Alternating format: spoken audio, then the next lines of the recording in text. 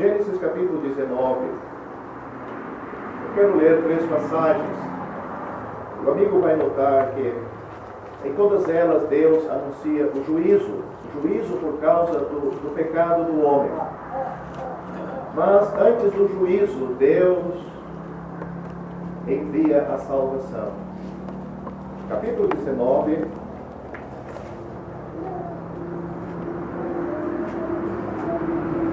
Vamos ler o versículo do capítulo 18. Gênesis 18, versículo 20. Disse mais o Senhor: porquanto o clamor de Sodoma e Gomorra se tem multiplicado, e porquanto o seu pecado se tem agravado muito. Capítulo 19 agora, versículo 1. E vieram os 2 anjos a Sodoma à tarde, e estava Ló assentado à porta de Sodoma. E vendo-os, Ló levantou-se ao seu encontro, e inclinou-se com o rosto à terra. Versículo 13. Vamos ler versículo 12. Então disseram aqueles homens, os anjos disseram a Ló: tens alguém mais aqui, teu genro, e teus filhos, e tuas filhas, e todos quantos tens nesta cidade, tira-os fora deste lugar, porque nós vamos destruir este lugar, porquanto o seu clamor tem aumentado diante da face do Senhor, e o Senhor nos enviou a destruí-lo. Então saiu Ló e falou a seus genros e aos que haviam de tomar as suas filhas, e disse: levantai-vos, saí deste lugar, porque o Senhor há de destruir a cidade. Foi tido, porém, por zombador aos olhos de seus genros. Vamos ler o versículo 17. E aconteceu que, tirando-os fora, disse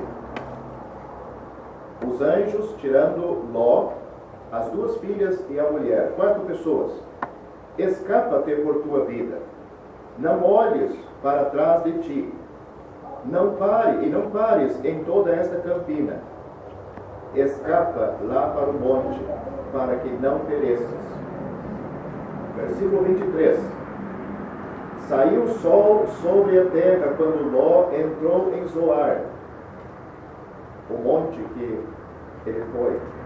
Então o Senhor fez chover enxofre e fogo do Senhor desde o céu sobre Sodoma e Gomorra, e destruiu aquelas cidades e toda aquela campina, e todos os moradores daquelas cidades, e o que nascia da terra. E a mulher de Ló olhou para trás e ficou convertida numa estátua de sal. Mateus capítulo 23.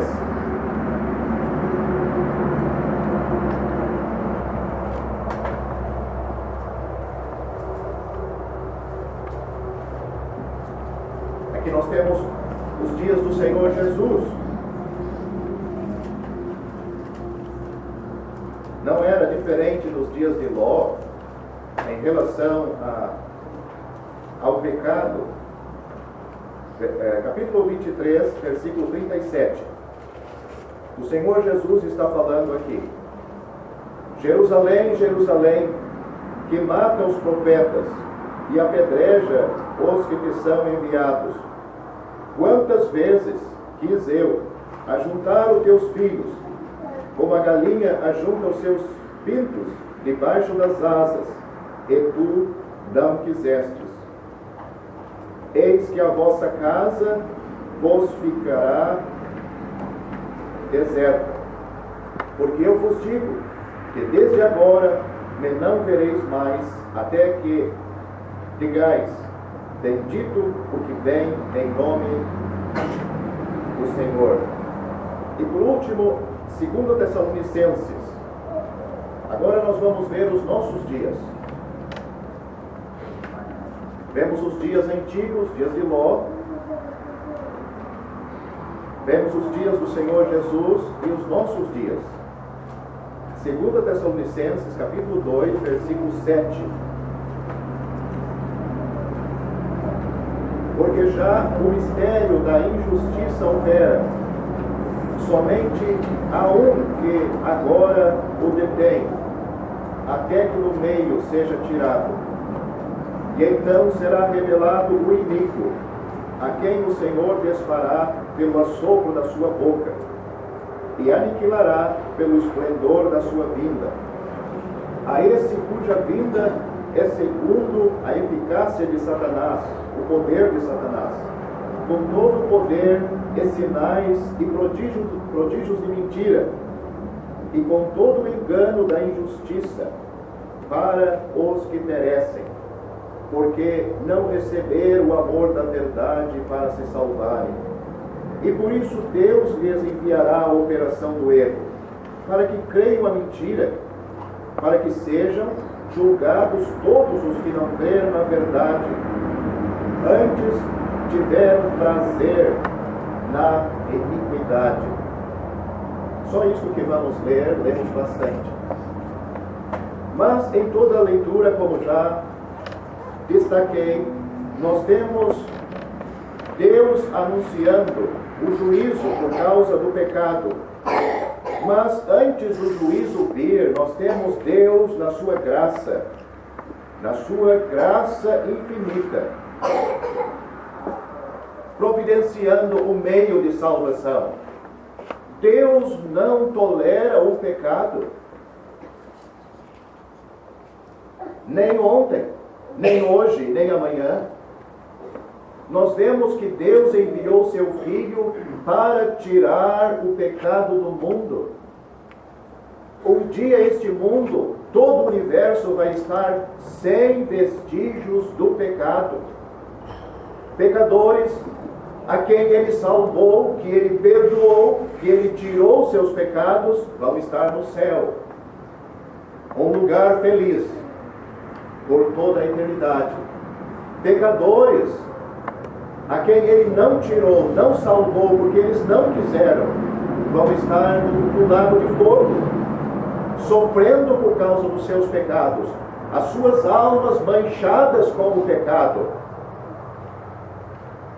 E este mundo vai estar livre, céus e terra, livres do pecado, porque Satanás também será lançado no lago de fogo. Satanás e todos os seus demônios. E então vai se cumprir o que foi dito a respeito do nosso amado e bendito Senhor Jesus, o Cordeiro de Deus que tira o pecado do mundo. Que mundo maravilhoso será, não é? Que mundo perfeito, céus e terra. Enfim, a oração do Pai Nosso será cumprido. Seja feita a tua vontade aqui na terra, como é feita no céu. No céu não tem pecadores desobedientes. No céu ninguém desobedece. Aqui na terra, sim. E a oração do Pai Nosso há de se cumprir. Vai ser feita a vontade de Deus aqui na terra, como é feita lá no céu. Esta é a oração do povo de Deus. Será a oração dos últimos dias, depois do arrebatamento, a oração para os judeus, ensinada pelo Senhor Jesus. Mas o que nós temos aqui é o grande destaque que Deus faz em relação ao nosso pecado. O assunto tem que ser resolvido. Deus tem que agir em justiça. Nós vemos os anjos entrando naquela cidade porque Deus não suportava mais. O céu chegou até os céus. O cálice encheu. Deus estava saturado da vida daquelas pessoas. Deus estava dizendo: basta. Eu sou obrigado a intervir na vida dessas pessoas. E sabe, não era uma nem duas, era uma cidade. Não somente uma cidade.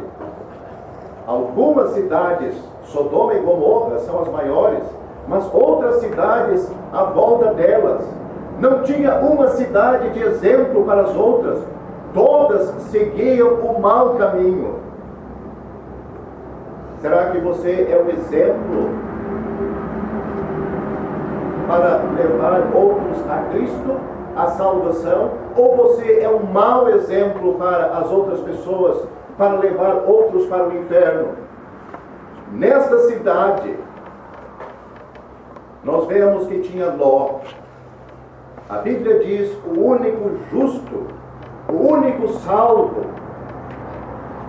Mas que Ló podia fazer a não ser afligir a sua alma pelo que via e ouvia todos os dias, a sua alma justa.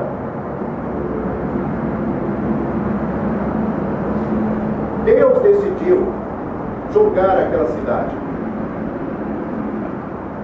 Eles não tinham muito tempo. Os anjos chegaram à tarde. Ló saiu aquela noite mesmo para avisar os seus genros. E o assunto era rápido. Deus vai destruir, a destruição será amanhã. O negócio tem que ser resolvido hoje.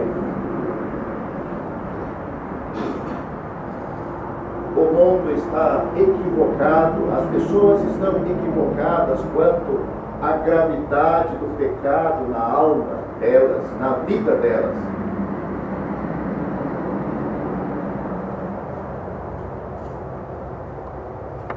Quantos são colhidos repentinamente, rapidamente,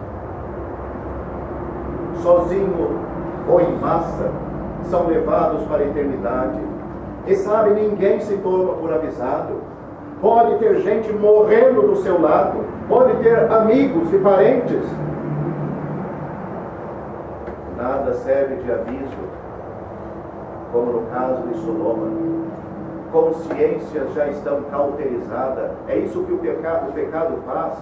Brincar com o pecado é o que o mundo tem feito. Vai matando a única coisa que Deus deixou na pessoa, além do Espírito Santo no mundo. Ele vai cauterizando, vai matando. E a pessoa pode enfrentar o futuro negro, longe de Deus, o futuro de trevas, de pavor, de sofrimento, de inferno. Mas a pessoa segue. O pecado parece doce, o pecado promete um sabor agradável, promete felicidade.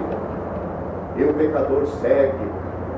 E mesmo que lá na frente ele pode já prever as chamas à espera dele. Não era o que estava acontecendo com essa gente?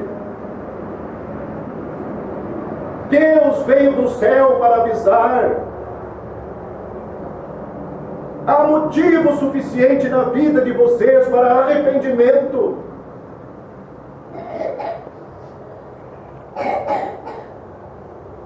Talvez se um dos genros de Ló desse ouvido, ele podia ter levado outros ao arrependimento também.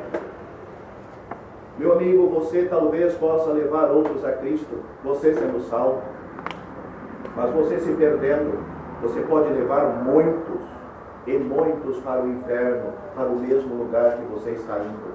Se algum desses genros talvez desse ouvido, outros podiam ver um exemplo. Não, mas ele acreditou. Ele deu ouvido. E eles iam verificar mais. Eles podiam ir na casa de Ló. Os homens estavam lá.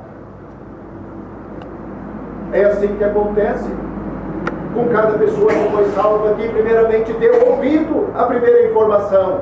E então foi mais adiante. E Deus começou a abrir os entendimentos. E isso é verdade. Eu vou ser condenado, mas existe salvação. E o que nós fizemos? Aproveitamos. O que você deve fazer? Aproveitar. Deus está falando com você dia, noite, o tempo da sua vida. Deus não tem prazer na morte do ímpio. Ele quer que o ímpio se converta e viva. Ele quer que o ímpio seja salvo. Ele quer a sua presença no céu. Ele quer que o céu se encha de pecadores. Ele não quer inferno e lago de fogo cheio de pecadores. Não, meu amigo. Mas notamos aqui, enfim, só 4 pessoas aparentemente iam ser salvas naquela cidade. Nós temos 4 coisas para observar as palavras do anjo. Diz aqui, escapa-te. Escapa-te por tua vida. Essa é a mensagem ainda hoje. Escapa. O juízo vai vir sobre os pecadores. Aos homens está ordenado morrerem uma vez, vindo depois disto o juízo. O salário do pecado é a morte. Escapa-te por tua vida. Mas tem mais. Não olhes para trás de ti.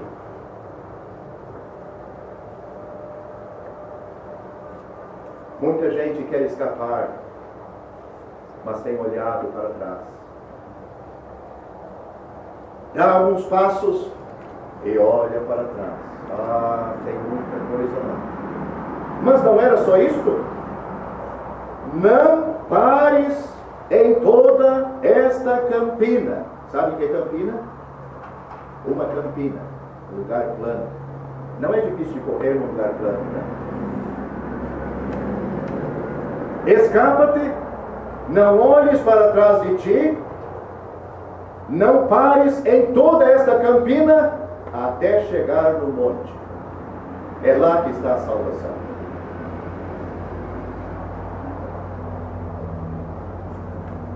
Tudo isto quer dizer, você tem que escapar. Você não pode olhar para trás. Você não pode parar na direção do Salvador. Você tem que ir a Ele e descansar nele. O Senhor Jesus Cristo é hoje o monte, a rocha. Lá no monte fora de Jerusalém foi onde Ele consumou a obra da nossa salvação. Um outro monte, o monte do Calvário, aqui era um outro nome, era um outro lugar. Mas lá no monte da caveira, Cristo consumou a nossa salvação, a sua salvação. Então, escapa-te para Ele. Não olhes para trás de ti. Não pares no caminho até descansar nele. Nós vemos que 4 saíram, 3 chegaram. É sempre assim.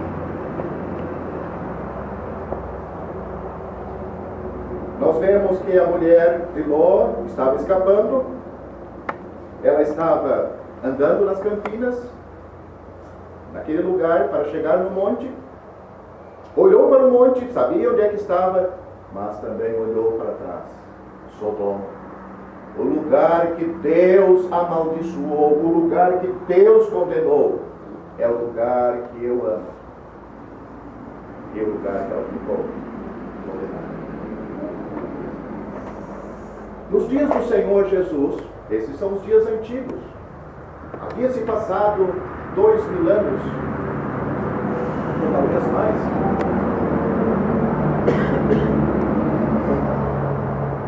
Nós vemos que o assunto não mudou. O Senhor Jesus está se apresentando como Salvador. Por quê? Porque os seus dias eram os mesmos. Os pecadores estavam na mesma condição. Nós vemos que o Criador, o seu Criador, o Criador daquelas pessoas, sabe o que ele diz que ele é? Ele se humilhou tanto. Ele diz, eu sou como uma galinha. Uma galinha.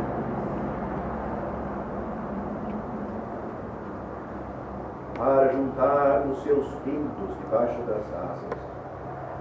Lá ele diz, quantas vezes quis eu salvar vocês como a galinha salva os seus pintos debaixo das asas. E diz, tu não quiseste. Tu não quer a salvação. Note, ela não diz vocês.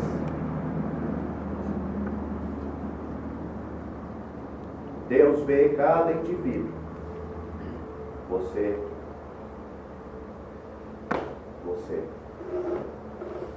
Ele sabe que você não quer.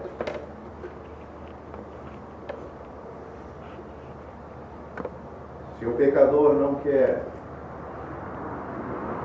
mesmo Deus querendo, imagine.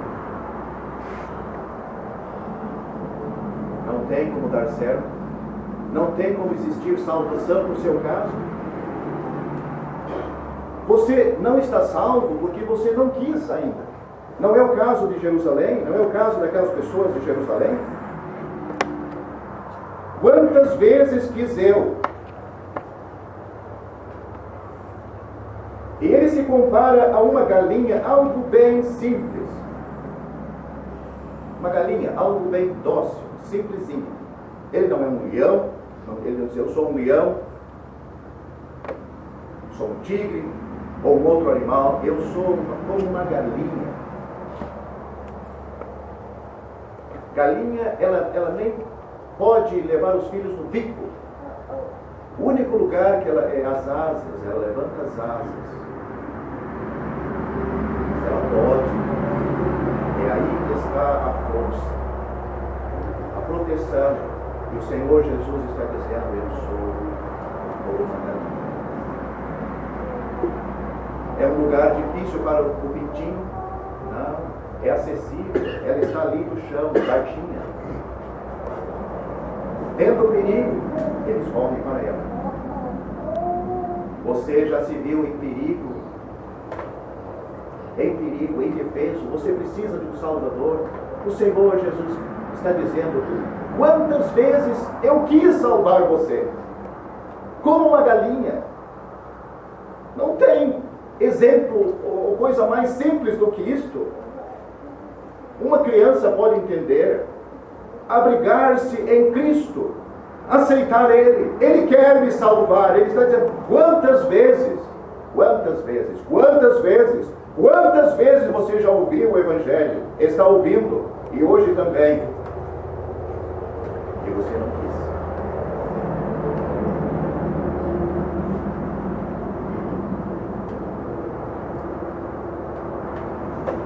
Note aquelas palavras lá do anjo. Escapa-te. Não pare em toda esta campina. Não olhes para trás de ti. Foge para o monte. Existe uma decisão que é sua. Você tem que decidir. E ninguém mais. É você mesmo. Você e o monte chamado a caveira. Ver que lá Cristo sofreu por você. Foi ferido, amou você, deu a sua vida, recebeu em si mesmo os golpes do furor divino por causa dos seus pecados, dos meus pecados. Quantas vezes quis eu? E vocês, ou tu, não quiseste. Mas os nossos dias, como é? Será que mudou?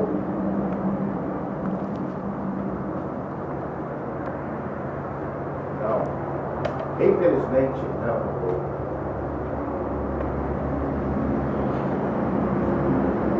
Nós lemos 2 Tessalonicenses que o mistério da injustiça opera. A injustiça é o que agrada ao ser humano. Aquilo que é pecado, contrário à justiça de Deus, ele opera. É por isso que o mundo está numa correnteza que todos que já nascem já entram no mesmo trem, no mesmo vagão e vão na mesma direção, rumo à perdição. Já entra num mundo em que a injustiça opera, e é questão de abrir a porta para chegar no mundo, e já entram e seguem. Mas o fim é a perdição. Mas nós vemos aqui, mesmo havendo o erro, a injustiça operando, nós vemos que Deus também está operando em amor. Não porque as pessoas estão procurando Ele, não porque as pessoas são justas, não, porque elas estão sendo operadas, estão sendo guiadas pela injustiça. Uma criança pode passar a noite com um celular, com entretenimento, jogos, mas não fica uma hora ouvindo o Evangelho. Dorme, dor de cabeça, frio ou calor, já está na natureza.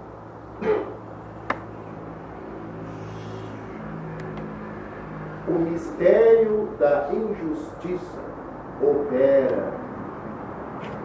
opera no mundo. Existe um sistema no mundo em que cabe certinho a pessoa que nasce aqui. Deus, no seu amor, Ele quer, diz aqui, amor da verdade. Porque o diabo, com a sua injustiça, ele mente para o pecador. Ele engana o pecador. Ele é um assassino, diz a Bíblia. Ele é o pai da mentira. Mas Deus não é assim. Diz aqui, Deus, Ele age, Ele opera nas pessoas. Diz aqui, o amor da verdade para se salvarem. Deus está trabalhando para a sua salvação. E Deus entra neste trem em que está levando as pessoas para o inferno e diz: olha, eu amo vocês. Eu dei o meu filho para salvar vocês. Eu não poupei ele, porque eu estou disposto a perdoar todos os seus pecados para reconciliar vocês comigo. Eu pergunto aqui, desse lado, aqui, todos que não são salvos aqui, e aqui também, o que você vai fazer esta noite?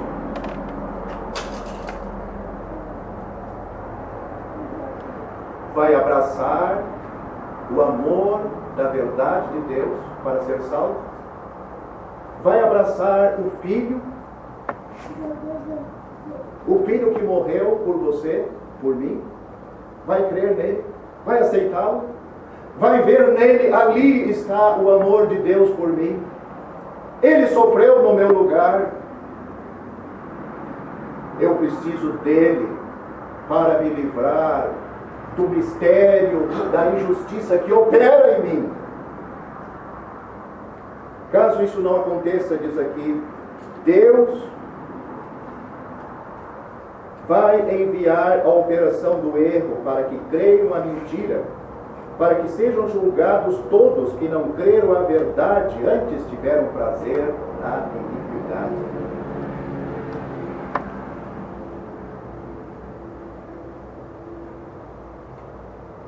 Eu vou terminar com Mateus capítulo 23, onde nós lemos: com o nascimento do Senhor Jesus, começou a contar o ano 0 até 2017. No ano 70, então o Senhor Jesus morreu com 33 anos. No ano 70, os romanos invadiram Jerusalém e mataram milhares de pessoas. E os judeus foram espalhados por todo o mundo. O Senhor Jesus disse que a casa deles ia ficar deserta. Você sabe quando os judeus voltaram para Israel? Quantos anos levaram para os judeus voltarem para Israel, se tornar uma nação de novo? Eles voltaram em 1948. 69 anos atrás. São 1.800 e poucos anos, quase 1.900.